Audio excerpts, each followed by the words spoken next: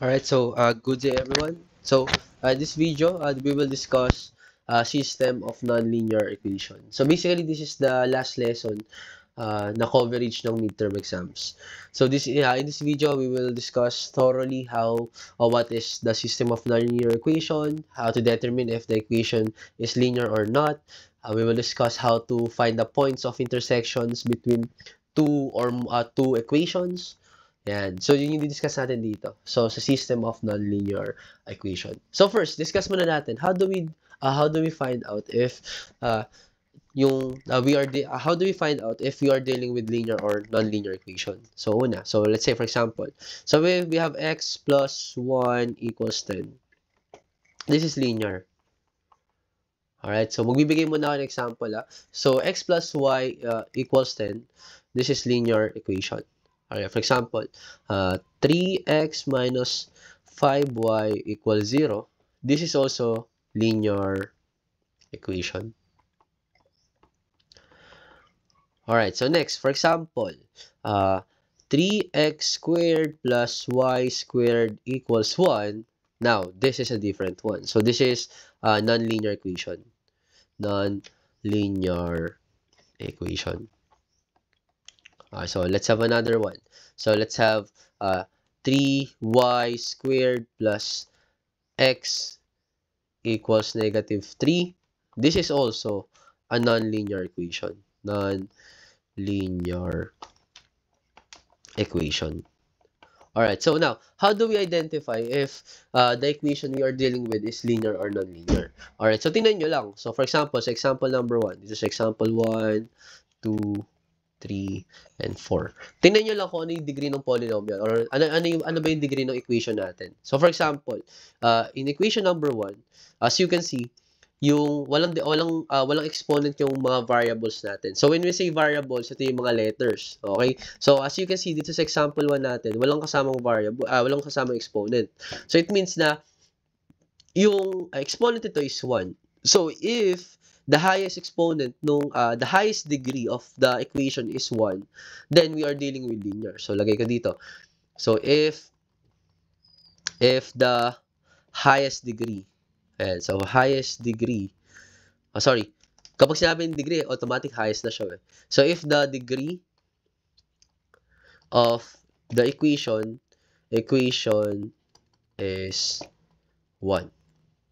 Alright, so ulitin ko. Kapag yung highest degree or the degree of the equation is 1, then you are dealing with linear equation. So, for example, sa example number 2. So, ano ba yung exponent nito? Di ba 1 lang? Ito, 1 din yan. So, therefore, this is a linear equation. Next, number 3. So, yung x squared, yung x, ang exponent niya is 2. So, ang y, ang exponent niya is 2. So, therefore, non-linear equation to. So, paano natin malalaman kapag non-linear equation? So, if the degree of the equation is greater than or equal to. So, yun yung ibig sabihin niya. If the degree of the equation is greater than or equal to, then you are dealing with non-linear equation. Okay, so now, let's have another example. So, dito sa example number 4. So, yung degree yung exponent ni x, ni y is 2. Ang exponent ni x is 1. So, therefore, this is still a non-linear equation. So, bakit? Kasi yung highest degree, observe the highest degree of the equation is 2. So, ano ba yung pinakamataas na exponent dito sa number 4? Di ba 2? So, therefore, this is a non-linear equation. So, that is how we determine if we are dealing with linear or non-linear equation. Okay, now, so ano ba si system of non-linear equation? So, a system of non-linear equation is a system of two or more variables containing at least one equation that is linear. Alright, so ulitin ko. A system of non-linear equation is a system of two or more variables containing at least one equation that is not linear. So, dapat daw, sa system, para siyang combination So, para siyang combinations of, yung system of nonlinear equation is just like a combination of equations. So, kaya nga tawag sa kanya system. So, marami equation. So, paano natin malalaman if we are dealing with system Ito, how do we know if we are dealing with system of nonlinear equation? So, tingnan nyo. Okay, tingnan nyo yung dalawa. For example, this is an example of system of nonlinear equation. So, as you can see in this first example, yung unang equation, this is linear. Right? Kasi ang highest exponent is 1. Pero dito, this is nonlinear kasi ang highest exponent ng variable is 2. And ang sabi dito sa definition, basta meron daw isa. Ito, burahin ko. So, nakalagay dito, containing at least one equation that is not linear. So, as you can see, dito sa example 1 natin, since meron tayong isang equation, saan ba siya? Meron tayong isang equation na nonlinear. So, automatic, itong buong system na to, this is a system of nonlinear equation. Basta merong isa dun sa system na hindi linear, automatic, this is a system of nonlinear equation. Alright, so for example, number 2. So, number 2, ito yung example number 2. So, yung exponent, yung highest exponent dito sa equation 1 is 2. So, therefore, this is nonlinear. So, automatic, this is a system of nonlinear equation na agad. Kasi, may isang equation na hindi linear. Ito, mas maganda.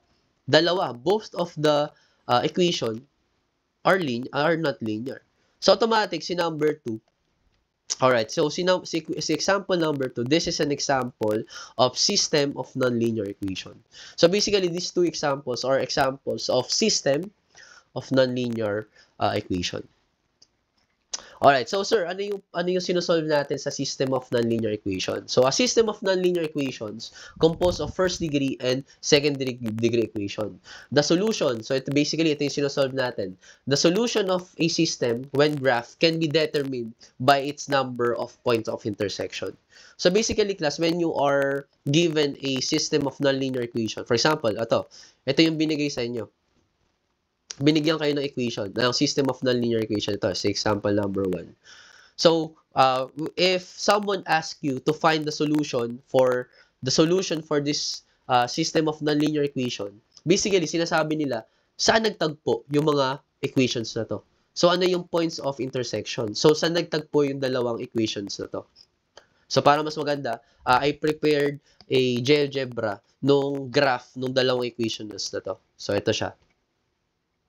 Ayan. So, yung unang equation, which is x plus y equals 10, ito siya yung line. So, ito si line. So, si x plus y equals 10, ito si line. Ito siya, yung line na yan. Okay, tapos yung parabola, this is the second equation, which have the equation of, ayan. So, x squared minus 3y equals negative 10. Alright. So, again, kapag when you are tasked to find the system of nonlinear equation, so basically, inuutos sa'yo or you are tasked to find the points of intersection. So, saan ba nakita yung dalawang equations na to? Yun. So, basically, yun yung ginagawa natin sa system of nonlinear equation. Ano yung points of intersection nila or saan nagtagpo? Ano yung coordinates ng point kung saan nagtagpo yung mga given na equations? Alright, so meron tayong tatlong methods kung paano hanapin yung points of intersections or the solution for nonlinear equations. So, una, we have substitution. Pangalawa, elimination. And 3 is graphing. So, sa graphing class, basically dito, ito yung technology-based solution. So, you can use software like Desmos and GeoGebra to find the points of intersection. Ayan. So, pero dito sa dalawa na to, this is computation-based.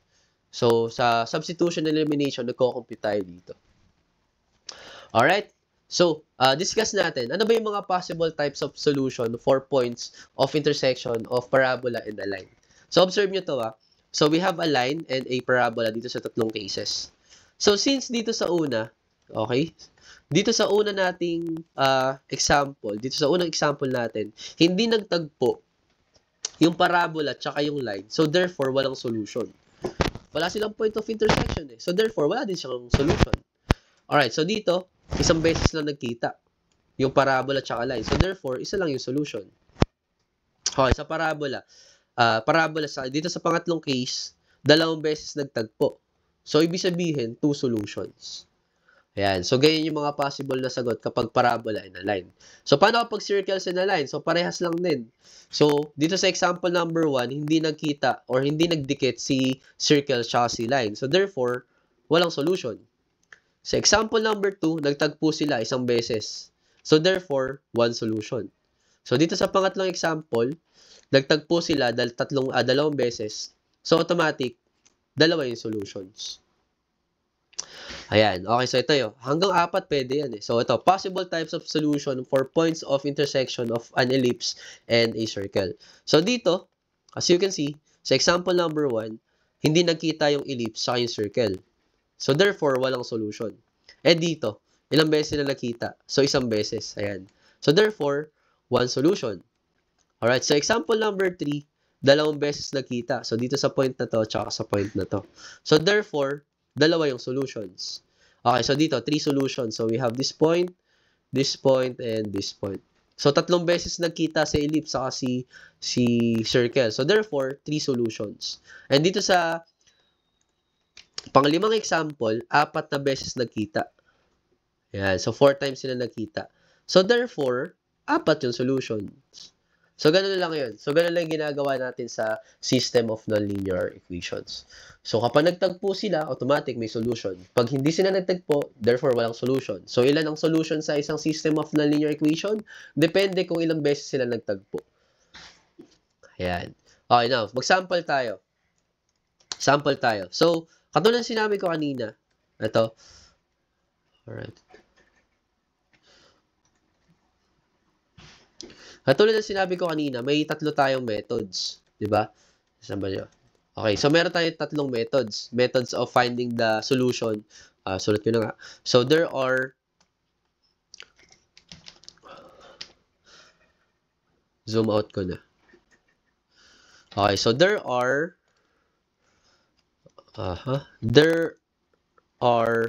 three methods on finding the solution for a system of nonlinear equation.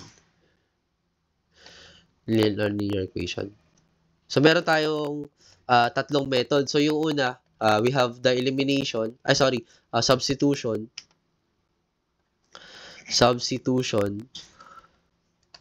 Then yung pangalawa is elimination. And yung pangatlo is, ano yung pangatlo? We have graphing. Okay.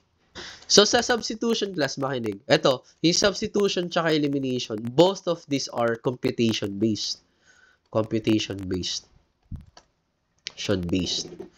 Tapos, si graphing naman, this is technology-based. Ayan. So, dito sa graphing, gumagamit tayo ng mga applications such as Desmos and GeoGebra. Sa substitution and elimination, ito yung nagko-compute tayo. Alright, so since sa midterm exam is hindi ba kayo pwedeng gumamit ng GeoGebra at Desmos, so dito tayo sa substitution and elimination. Okay, so mag-sample tayo. So una, discuss ko paano gamitin si substitution method. Substitution. Tama yung spelling ko? Substitution. Wala pala siyang substitution method. Alright, so, class, makinig. Sa pagpa-find ng when you are finding the solution for system of nonlinear equation, actually, hindi siya procedural. Unlike dun sa mga conic sections sa mga previous lessons natin na may step-by-step. So, dito, class, walang ganun. Okay, kaya medyo analytical yung approach natin sa substitution method or sa system of nonlinear equation. So, sir, paano to ngayon sino-solve? So, ito una, class. You have to manipulate. Again, makinig. So, ito yung given nating equation. So, this is the system of nonlinear equation. So, paano natin malalaman kung saan magkikita yung dalawang equations na to? So, una, observe yung dalawang points. Observe yung dalawang equation.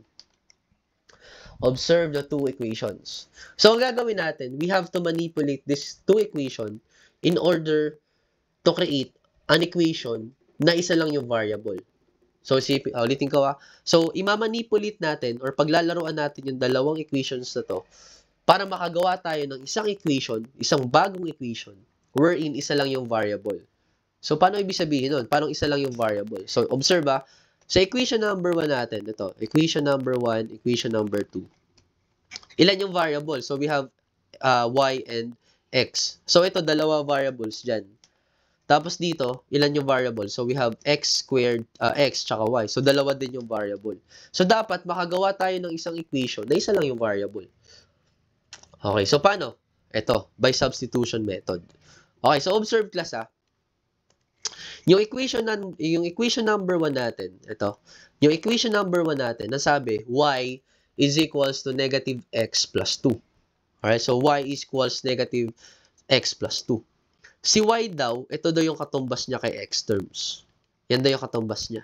So basically, ito, yung y, ulitin ko si y, ang katumbas niya sa x terms is negative x plus 2. Eh di ba y ito sa equation number 2? So basically, pwede natin i-substitute to dito. Alright, so yun yung ginagawa natin by substitution method. So gawin natin. So, ang gagawin natin, we will substitute equation 1 to equation 2. Equation 2. Alright, so copy ko muna sa equation 2 So, x squared plus y equals 2. Yan. So, x squared plus y, tama? X squared plus y equals 2. Eh, di ba may y tayo dito? Eh, ang katumbas daw ni y, sabi ni equation 1 is ito, negative x plus 2. So, palitan natin si y ng negative x plus 2. So, this is going to be x squared plus si y, ito yung katumbas niya. Si y, ito yung katumbas niya. So, substitute ko lang. So, negative x plus 2 equals 2. Alright, now, simplify natin. So, x squared, so plus, since plus naman, pwede natin tanggalin yung parenthesis. X squared minus x plus 2 equals 2. Now, sa ganitong moment, dapat ma-equate natin yung equation by 0. So, ano ibig sabihin nun? So, dapat itong right side ng equation maging equal sa 0. So, i-transpose natin ito sa kabila. So, kapag tinranspose natin siya, magiging x squared minus x plus 2 minus 2 equals 0. So, tinranspose lang natin ito sa kabila. Alright, now, solve natin. So, simplify natin. So, x squared minus x, 2 minus 2, this is 0. So, equals 0. So, tingnan nyo yung bagong equation natin. Okay? Di ba ilan yung variable nito? Isa lang. Ayan, isa lang yung variable niya, x lang. So, yun, nagawa na natin yung goal natin. Nagawa na natin yung goal natin na makagawa ng isang equation na isa lang yung variable. And paano natin to ginawa? Minanipulate lang natin yung mga equations dito sa system of nonlinear equations natin. Okay, now, after natin to magawa, after natin makagawa ng equation, okay, so hanapin natin kung kailan mag-zero or hahanapin natin yung zeros ng equations na to. So, paano yun? I-factor lang natin. So, ano yung common factor between the two terms? X squared and negative x. So, di ba x? Labas natin yan. So, x squared divided by x, that is x. Negative x divided by x, that is negative 1 equals 0. Now, in order to find the zeros of this equation, i-equate natin sa 0 yung dalawang factor niya. So, ano yung unang factor? X. Yung pangalawang factor is x minus 1. So, equate natin sa 0. So, equal 0. Ito, equal 0. Then, let's solve for x. So, ito na si x. Ito yung value ni x. Then, dito, dapat maging malaman natin yung value ni x. So, transpose natin si negative 1 sa kabila. So, magiging x equals positive 1. So, ito na ngayon, yung x coordinates nung dalawa nating points of intersection. Now, since ito yung x coordinate, di ba yung coordinate kasi natin, yung coordinates natin, paired siya, ordered pair. So, may x, may y. So, hanapin naman natin, ano yung mga kapartner na y nung dalawang x na to. So, paano natin yung gagawin? So, babalik ulit tayo sa equation natin. Okay? So, babalik ulit tayo. So, pwede nyo gamitin sa equation 1 or sa equation 2. Kung baga gagawin nyo, si yung value ni x, isa-substitute nyo sa kung anong equation na pili nyo. So, kapag pipili kayo ng equation para malaman yung ka-partner ng x, so gamitin nyo yung equation kung saan kayo madadaling mag-solve. So, para sa akin, ito, mas madali na mag-solve kapag gagamitin nyo siya equation 1. Kasi naka-equate na kagad siya sa y. So, ito gamitin natin. So, gamitin natin yun. So, equation 1. So, we will use equation 1 to find, the partners or the ordered pairs nung coordinates natin. So, yung equation 1 natin is y equals negative x plus 2. Ayan. So, hanapin natin. So, if x equals 0, so, but x equals 0? Kasi yun yung unang partner. So, hanapin natin yung kapartner natin yun na y. So, si x, substitute natin dito sa equation 1. So, substitute natin. So, y equals negative, yung x natin, papalitan ng 0. So, 0 plus 2. So, y is just equals to 2. So, therefore, if x equals 0, y is equals to 2. So, therefore, ang points of intersection dito is 0, 2. So, parang x, y. Ano value ni x? 0. Ano value ni y? 2. So, therefore, ang points of intersection dito is 0, 2. Ayan. Alright, so next, yung pangalawa naman. If x is equals to 1, ito yon, kaya siya 1, substitute nyo lang. Again, dito lang ulit sa equation 1. So, y equals negative x. Ano ba yung value ni x? So, gagawin natin 1 plus 2. The negative 1 plus 2, this is 1. So, if x is 1, then y is also 1. So, therefore, the points of intersection in this case is 1, 1. So, therefore, ito na yung sagot. So, therefore, dito ko lalagay yung sagot. So, therefore, the solution for the given system of nonlinear equation are yung dalawang coordinates. So, which are 0, 2 and 1, 1. And that's it. So, yun na yung by substitution method. Alright? So, again, ang goal natin is makagawa ng equation wherein isa lang yung variable. Alright? So, zoom out ko siya para if you want to screenshot it, so pwede nyo siyang gawin. So, actually, class, parang operations on functions lang to. So, yung kung naalala nyo yung composition, yung naghahanap ng specific value ni f of x sa GenMath. So, ito lang din yun. Alright, so next, example pa tayo ng isa pa. So, para mas maganda.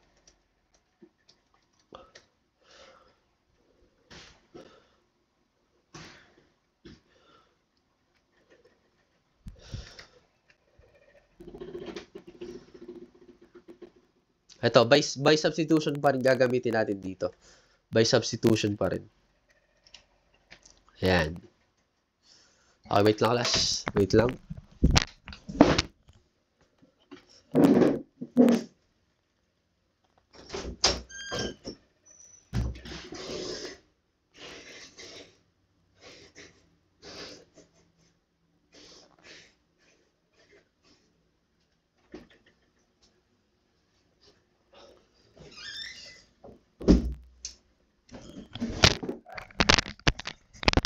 Alright, so again, by substitution ulit gagamitin natin dito. So, katulad ng ginawa natin dito sa unang example, wherein sinubstitute natin yung equation 1 sa equation 2. So, ganun lang din dito. Actually, ganun lang din gagawin natin sa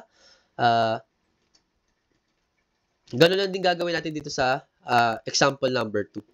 This is example number 2. Ayan. So, ganun lang din gagawin natin. Alright? Okay, now, again, sabi ko kanina dapat i-substitute nyo yung isang equation papunta sa isang equation. So, this is equation 1, then this is equation 2. So, kanina kasi class, makitingnan nyo kanina kasi, yung isang equation, naka-equate na kagad sa isang variable. So, y equals something. Diba? Y equals negative x plus 2. Kaya madali tayo nakapag-substitute dito sa y. Pero dito, walang ganun. Diba? So, walang ganun. Hindi natin pwede siya recta i-substitute. So, ang gagawin natin, imamanipulate muna natin yung alin sa dalawang equation para naka-equate siya sa isang variable. So dito, mas madaling, sa mga ganong cases, ang laging madaling i-equate sa isang variable is yung linear. Ito, yung linear natin, yung x minus 3y equals negative 10. So equate natin siya sa x. So equate natin siya sa x. So x minus 3y equals negative 10. So dapat ma-isolate si x sa left side. So ilipat natin tong negative 3y dito sa kabila. So magiging x equals positive 3y minus 10. And this equation is from equation number 2. So this equation, this equation is equivalent with this equation. Yan. So yan yung difference, ayan yung gagawin natin. So in this case na walang equation na naka-equate sa isang variable, yan, so hindi siya implicitly equated sa isang variable. So ang gagawin natin, edi-equate natin. Ayan. So, meron na tayo ngayon. So, x equals 3y minus 10. Okay, so paano gagawin dito? Okay, so substitute nyo lang. So, itong equation na to, okay, so itong equation na to, i-substitute nyo lang dito sa equation number 1. Sir, wag yung, di ba itong x minus 3y, x equals 3y minus 10, di ba dito siya galing? Wag nyo siyang i-equate dyan. Okay, iikot lang kayo. So, i-equate nyo dun sa kabila. Okay, so gawin natin yun. So, substitute the equation 2 to equation 1. So, gawin natin. So, on this equation 2, that is x squared, equation 1 natin is x squared plus y squared equals 10. Okay, so i-substitute natin ngayon yung values ni x dito sa equation number 1. So, si x natin, ang sabi, equals sa 3y minus 10. So, palitan natin ng 3y minus 10. So, 3y minus 10 squared plus y squared equals 10. Alright, so simplify natin to. Expand natin yung square ni binomial. So, this is going to be, ang square ni first term, ang square ni 3y is 9y squared. So, the middle term is negative 3y times negative 10. That is negative 30 times 2. Negative 60y. Then, ang square ni last term, ang second term, which is negative 10. So, negative 10 squared is 100. So, plus y squared equals 10. Alright, now, simplify natin. So, combine natin yung like terms. So, we have 9y squared and y squared. So, combine natin. So, 9 squared plus y squared, that is 10 y squared minus 60y plus 100. Tapos, again, itong right side dapat maging equal sa 0. So, i-transpose natin siya sa kabila. So, magiging minus 10 dito. So, magiging minus 10 equals 0. So, solve natin. So, 10y squared minus 60y, 100 minus 10, this is 90. Positive 90. Equals 0. So, kung makikita nyo, mas masisimplify pa natin yung equation. Kasi, yung mga coefficient ng mga terms, ito, puro sila factor of 10, multiples of 10. So, divide natin buong equation by 10. So, 10y squared divided by 10, this is y squared. Negative 60 divided by 10, this is negative 6. Then y. 90 divided by 10, that is positive 9 equals 0. Alright, so Timo, nakagawa na tayo ng isang equation. Ayan, nakagawa na tayo ng isang equation wherein isa lang yung variable. And ang variable na yun is y. Now, i-factor na natin to or hanapin na natin yung factors nito. So, paano maghanap ng factors nito? Isip kayo ng number na kapag, if multiplied, if two numbers, isip kayo ng two numbers, ba't pa wala. So, isip kayo ng two numbers na kapag, if multiplied, ang sagot is 9. Pero if inadd nyo, if added, negative 6. So, isip kayo ng dalawang number na kapag pinag-multiply ay 9, pag pinag-add is negative 6. So, ano yung dalawang number na yun? So, we have negative 3 and negative 3. Kasi, negative 3 times negative 3, that is 9. Negative 3 plus negative 3, that is negative 6. So, yun yung sulat natin. So, yun yung mga factor niya. So, x minus 3, but x. Y dapat yan. So, y minus 3, y minus 3 equals 0. So, since isa lang naman yung factor niya, dalawang beses lang siya naulit. So, hanapin natin yung zeros. So, y, equate natin sa 0 yung factor. Isa lang naman yung factor niya, which is y minus 3. So, y minus 3 equals 0. Then, ang value ni y is 3. So, ito na ngayon yung y natin. Okay, next. So, since meron na tayong values ni y, hanapin natin yung kapartner na x nito. So, and how do we do that? Babalik tayo sa system of nonlinear equation. So, gagamitin natin alin sa dalawa. So, equation 1 or equation 2. So, kailangan natin malaman yung values ni, yung kapartner na x ni y is equals 3. So, nakita nyo, ito, yung equation 2, di ba, ito na siya Tinailor natin sa ganito. And ito, naka-equate na kagad sa x. So, mas madali itong gamitin. Automatic, malalaman kagad natin yung values ni x. So, ito yung gamitin natin. So, x equals 3y minus 10. Alright, so if y is equals to, again, ang y natin is 3. So, substitute natin. So, x equals 3y, ang y natin is 3, minus 10. So, solve natin. So, x equals 3 times 3, this is 9, minus 10. So, ang x natin is equals to negative 1. So, therefore, in this case, ang point of intersection is negative 1, 3. And that's it. So, therefore, so dito ko siya lagay, the solution for the given system of nonlinear equation is negative 1, 3. And that's it. So, ito na yung sagot sa example number 2. Again, ang ginamit nating method dito is by substitution. Alright, so next, yung pangalawang method natin, which is, asan ba yan? So, which is by elimination. So, elimination method. So, actually, class, sa elimination method, parehas lang siya ni substitution. So, same lang din tayo ng process. Ang pinagkaiba lang, ibang method yung gagamitin natin. Kanina, nag-substitute tayo. Diba? Nakita nyo sa mga samples natin. Nag-substitute tayo ng values ni x or ni y doon sa isang equation papunta sa kabilang equation. So, dito, class, mag-i-eliminate naman tayo. Alright, so same process pa rin. Kailangan makagawa ka ng isang equation na isa lang yung variable. Same process lang. Alright, so ito yung example natin dito.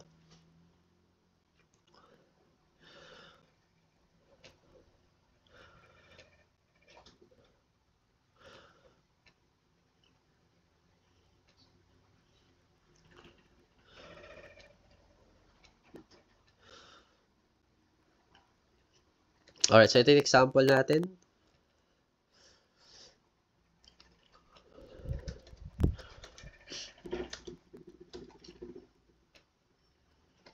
Ayan. So, tingnan nyo muna. Wait lang kasi.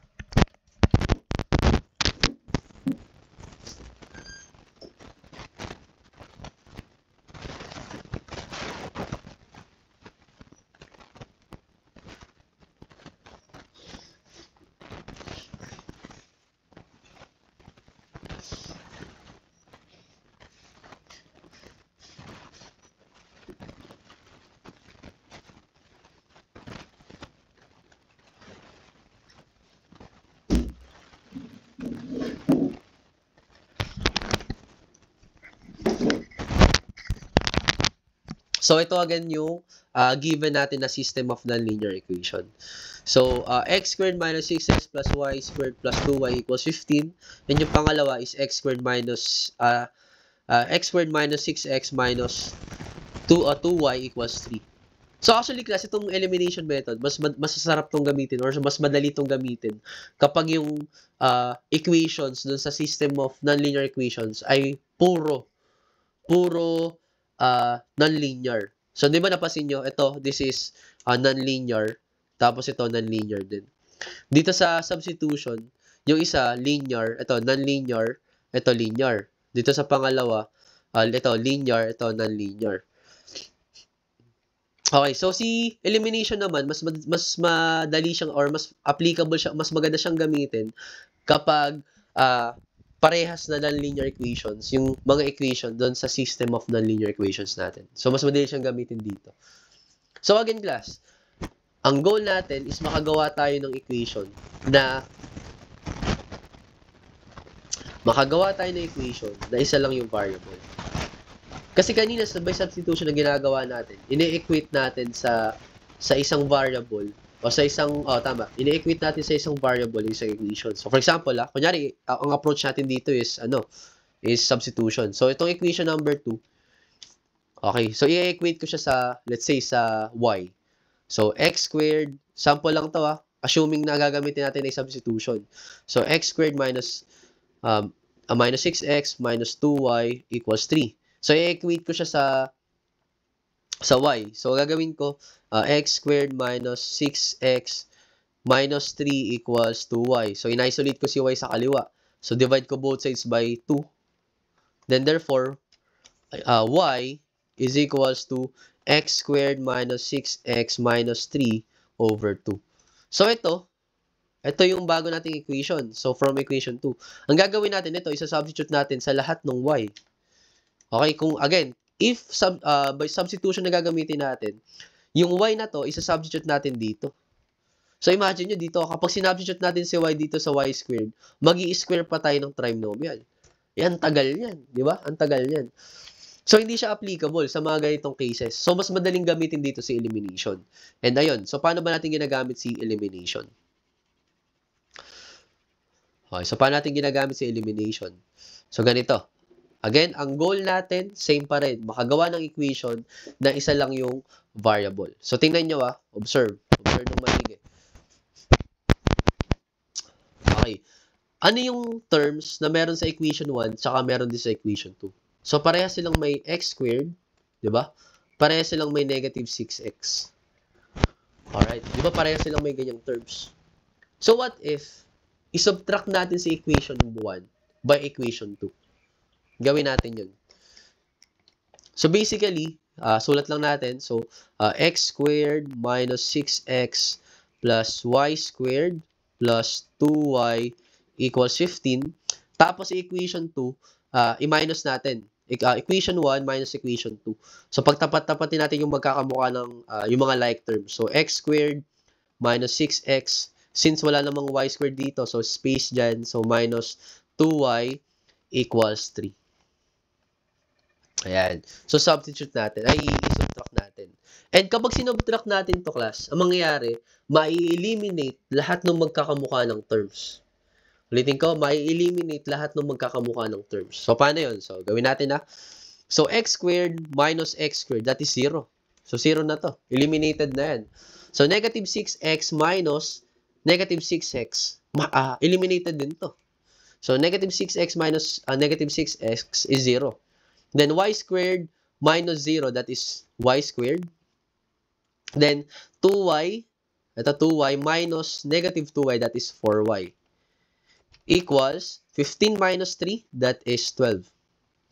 Alright, now, again, ang rule natin dapat ma-isolate natin, dapat ma-equate natin yung equation by 0. So, si 12, i-transpose natin sa kabila. So, y squared plus 4y minus 12 equals 0. And that's it. So, nakagawa na tayo ng equation. Tingnan yung equation natin, class. Nakagawa tayo ng equation na isa lang yung variable. So, lahat to ay isa lang yung variable, which is y. Alright, now solve natin. So, again, hanapin natin yung i-factorize natin to by finding the factors of this equation. So, paano yun? So, isip kayo ng dalawang number na kapag pinag-multiply ay 12, pag pinag-plus ay 4. So, ano ba yan?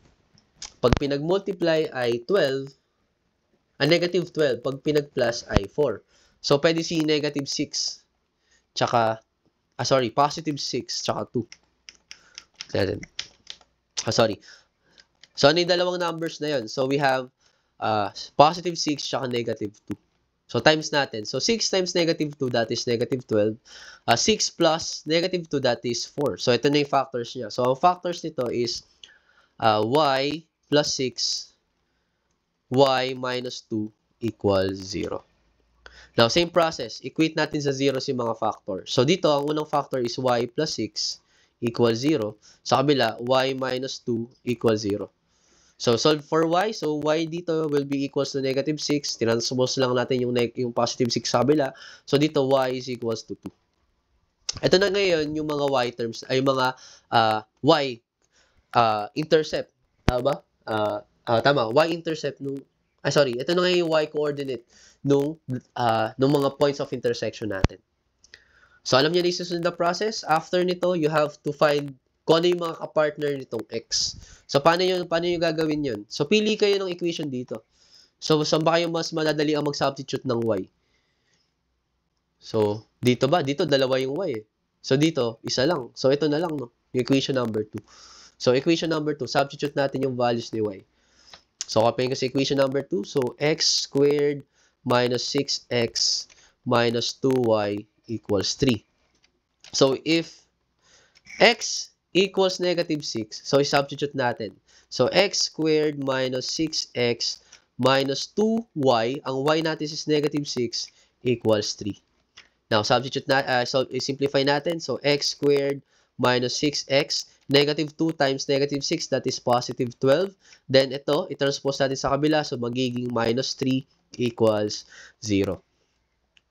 Alright, so next, simplify pa uli natin. So, x squared minus 6x, 12 minus 3, that is positive 9, equals 0. So, again, isip ka ng dalawang number na kapag pinag-multiply ay 9, kapag pinag-add is negative 6. Pag pinag-multiply ay 9, pag pinag-add is negative 6. So, ano yun? So, negative 3 times negative 3 lang ulit. So, x minus 3, saka x minus 3. Now, solve natin yung values ni x. So, ano yung zeros nito? So, equate, kasi isa lang naman yung factor, parehas lang sila ng x minus 2, ay x minus 3. So, ang factor nito, ang equate natin sa 0 is x minus 3 equals 0. So, equate natin sa 0, solve natin si x. So, x equals 3. So, therefore, dito, if sabi dito, ay, ba't x? Sorry. Dapat y to, y. Sorry. Dapat y to. Kasi y naman talaga. Tama lang, kasi yung sinubstitute naman natin y eh. So, if y is equals negative 6, then x is equals 3. So, therefore, dito, ang coordinates dito ni points of intersection is 3, negative 6. Ayan. Okay, next. Yung pangalawa naman. So, if x, ba't x ba lagi? Meron kay x. Laging nasusulat to. So, if y equals, okay, natry na natin, nahanap na natin yung kapartner ni negative 6. So, yung 2 naman. So, if y equals 2, so, substitute natin si y dito sa equation number 2 natin. So, same process, x squared minus 6x minus 2, y, ang y natin is positive 2 equals 3. Now, solve natin. So, x squared minus 6x, negative 2 plus 2, negative 2 times 2, that is negative 4. Then, ito, transpose natin sa kabila. So, magiging negative 3 equals 0. So, x squared minus 6x, negative 4 minus 3, that is negative 7 equals 0. So, i-factor ulit natin. Ano yung dalawang number na kapag pinag-multiply ay negative 7, pero kapag pinag-add ay negative 6. So, negative 7 kapag pinag-add, negative 7 pag pinag-times, kapag pinag-add is negative 6. So, ano yun? So, we have x, ano yun? So, we have negative 6 tsaka positive, we have negative 7 tsaka 1. So, negative 7 times 1, that is negative 7. Negative 7 plus 1, that is negative 6. Okay, so ang factor natin is x minus 7 tapos x plus 1 equals 0. So, solve natin yung mga 0. So, x minus 7 equals 0. X plus 1 equals 0. So, solve natin si x. So, x equals 7. Dito, x equals negative 1. So, ano sabi dito? If y is equals to 2, so, dalawa daw yung values ni x. So, we have x equals 7 and negative 1. So, dito, it means na dito sa part na to, ang points of intersection natin is 7, 2, tsaka negative 1, 2. So, ito ngayon, yung points of intersection natin if y is equals to 2. So, therefore, so, lagay ko na siya dito. So, therefore, So therefore, the solution for the given system of non-linear equation are, ano yun? So we have 3, -6, 7, 2, and -1, 2. So ito na yung mga sagot natin. Ayan. So ito na yung mga sagot natin. So that's how we use elimination method. Alright, so that's it. So that's it with the system of nonlinear equation. So again, summarize ko lang. So ang system of nonlinear equation, this is a combination of equations wherein at least one of the equation is nonlinear. So basta makita ka ng system of nonlinear equation kapag yung isa dun sa mga equation is hindi linear. So yun yung unang palatandaan. So when solving for the solution for nonlinear equations, basically we are finding kung ano yung mga points of intersection. So saan nagkita yung mga equations na given. Alright, so again, the solution for nonlinear equations are basically the points of intersection ng mga equations na given. Next, meron tayong tatlong methods. So yung unang method, so we have substitution. Pangalawa is elimination, wherein yung dalawa na to, this is computation-based. Tapos yung pangatlo is by graphing. And yung graphing, we use technology in this case. So just like, such as Desmos and GeoGebra. So yun yung ginagamit natin dito sa graphing method. Ayan, so thank you for watching this video and hopefully na-review kayo and somehow natuto kayo with a system of nonlinear equations natin. Alright, thank you for watching.